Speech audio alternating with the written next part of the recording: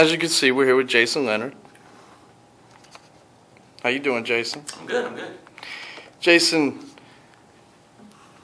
tell us about the song you were just playing. That was a mix of stuff, I guess. Ideas. I'm slowly reprocessing ideas and making new songs. And so that's kind of like a sketch, I guess. And that's your stuff. Yeah, yeah. Okay. That's just you being passionate about the guitar, basically. Playing the easy chords I've learned through the years and all the feels and all that good stuff. Jason, tell us, how long have you been playing the guitar? I started in high school, but it was kind of like a here and there thing. I guess actively, I started probably 2001. My first gig was in Thanksgiving Eve of 2000. I actually played bass in a band. And I did that for a while, then we kind of broke, and then me and the singer started an acoustic band. And so about 2001 I started the Ron Jeremy Trio, which was just me and another guy, me on acoustic and him singing. And then that evolved, and then I started using loop pedals, and next thing you know I was bringing like a full pedal board just to play acoustic shows. And then over the years, probably 2005, like, okay, let's try a full band here. But the acoustic's been my main instrument since then. Is it your favorite guitar? As of now, yes. It's not the one I've been having. I've been having this one about maybe 5-6 years, I guess. I go through a lot of guitars, different phases and what I like. But I went to a fancier guitar, and then I missed the big old jumbo sound, so I came back to this. So this is my main acoustic. It kind of has a country mix. I call it the big Emmyloos, like Emmylou Harris, it's the big giant ones. And actually this one's a little smaller because it has the cutaway, whereas the other ones are just a full big round. But it's just your standard, country guitar. I love it. Big sound, big body, covers my big belly, so it, does its job. Clearly, people see that you have a beard as well. Yeah, and the last year or so, it started getting in the way. So yeah, it's became it gets caught in strings and all that. So work hazards, I guess. Jason, tell us, what are you currently working on right now as far as music, or what are you about to go do? Up until last year, for the last 12 years of my life, I've been one of those cover band people. I kind of put myself in the rut. Like every weekend of my life, sometimes 3 to 5 times a week, was just playing. And it was all these bands, from acoustic bands to classic rock to whatever.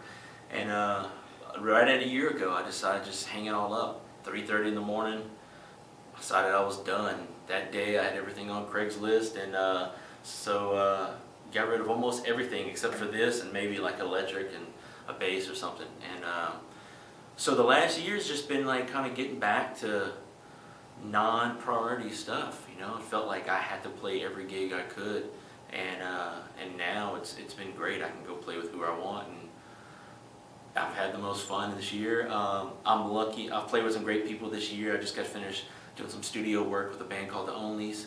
I did a couple songs, and their album's coming out in August. I'm real happy about that. Great music. But I got the opportunity to fill in just a little part-time, and so I leave about a little over a week. I'll be doing a 3-week tour playing bass, actually, with the Mercy Brothers.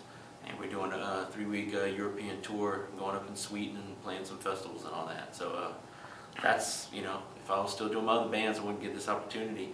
But I finally get to play music that I respect, that I like, that I listen to when I'm at home, and I've been lucky enough this past year to play with 2 local bands that were bands that I would listen to on my own, love the albums.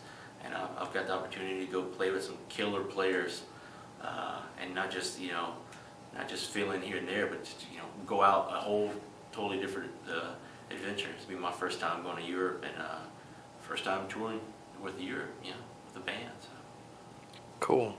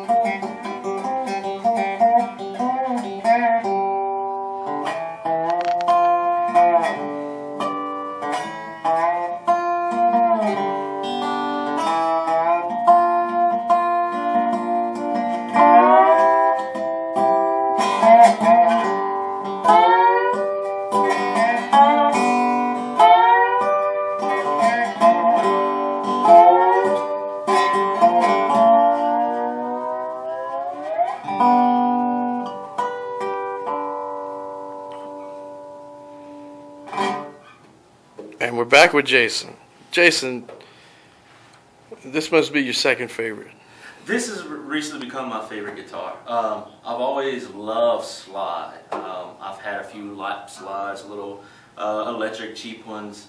I've got like a little double neck I bought off of eBay that's just ugly. And so that's last year I'm kind of getting back into slide. Ugly in a good way? Ugly in a good way. It's a very ugly red color. It's fun, but it's just nasty. But hey, it is what it is. So this past year, with playing with all these people, I get to, kind of break out the norm of just playing a regular acoustic or regular electric. And so this is one of my latest little finds, and it's a square neck, so you can't play it normal because your strings are so far off the neck, so you only play it open tuning. So I'm playing the good old, I call it the Keith Richards Stones tuning, just open, and you kind of do color and stuff like that.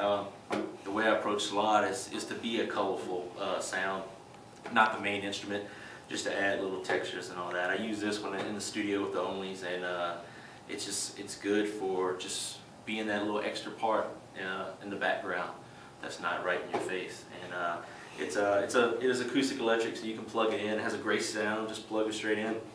But it's your typical square neck resonator, just straight out the box, and it sounds great. Change the strings, and you're good to go. And it has a good sound, and it carries a lot.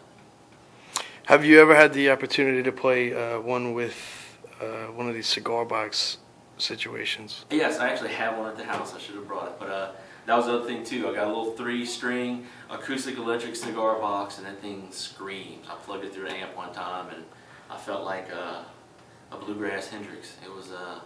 It's got all its feedback, and it's nice and easy. And I actually broke the nut on it, and so I actually had to change it. And so I'm in the process of reconfiguring it. But it's just 3 strings, and usually I did like a DGD or a G, something easy, and you can get through it. Basically, that song I just played, I can play that on there. It just won't be so full and colorful. Cool, Jason. Jason, if somebody was looking to buy something like this, whether it's lap slide or just, what would you tell them? What would you recommend to them? Would you recommend this, or would you recommend? I would say get like a regular resonator, or well, people call them dobros, but your resonator. This kind of limits you. I bought this because I have another resonator. So this is strictly square. This is kind of, you see like people like Jerry Douglas play this. But this is, all you can play on it, this is slide. So if you're looking for something you can do kind of a few different things, I would just go like a regular resonator. If I'm sure a lot of people have seen Deej play, Brother Deej, he plays one that he can actually turn it like this, or he can just play it regular, and he does a lot of slide, a lot of killer slide. So I personally think the slide is my favorite too. Yeah, I love it. My goal is to get me a true pedal steel with all the pedals and knee levers and all that. But it's a pretty penny, and that's a whole lot of studying to do. So. Cool. Thank you for sharing. Yeah, it's my new favorite one.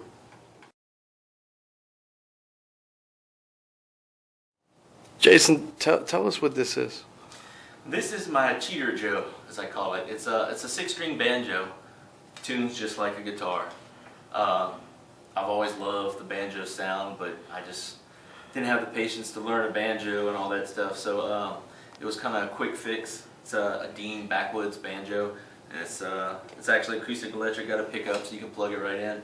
You tune it like a guitar, but you got the nice banjo sound. And I I've always wanted one, and I picked it up this last year and played at a few of the Hoot Nights at the Blue Moon when we kind of took our sets a little hillbilly country-ish, and I love it. I mean, it changes songs. So if I would play a song on the acoustic, it's one thing, but when you play it on here, it just, I don't know, it gives a little extra zing, I guess. It's kind of like running in loafers and then running in tennis shoes. It feels different. Can you tell us what inspired you to want this so much? I don't know. I got kind of complacent for a while and wanted new instruments. So so the last year was between the slide, the banjo, the cigar box, guitar, the mandolin.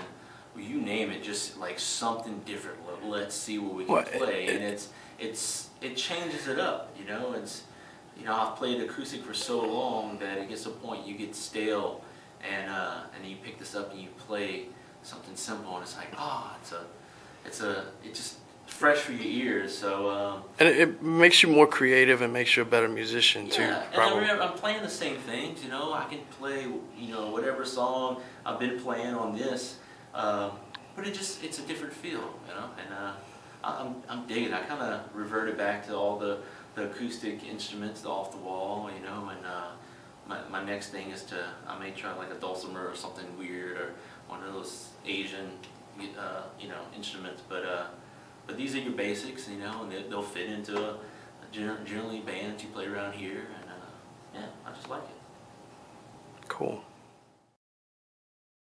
All right, I'll do a little, just to show you the different sounds. I'll show you. I'll do a little Beatles here.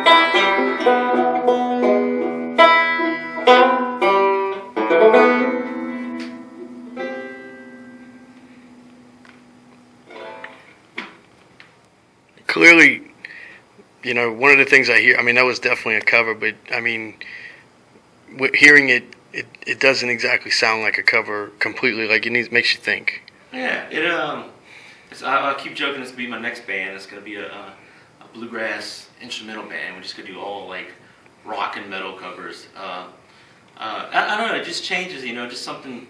And generally, it's just like a simple picking exercise, that Beatles song.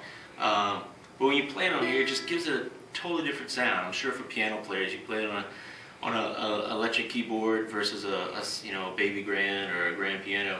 It's a different sound. It feels different. So it makes me go back and appreciate songs more, without doing the same thing over and over again. And it just, it's a different voice for a song, for a sound, and it, generally kind of gets you out of that hole of a lack of inspiration. Well, one of the things I could say is all three of these instruments clearly match the beard. Yeah. I figure I'll give me some overalls and I'll be good next. Make some moonshine and get a goat. We should have brought a little pedestal for you to have some moonshine right next to you too. A little goat, one of those little fainting goats, and I'll be all right.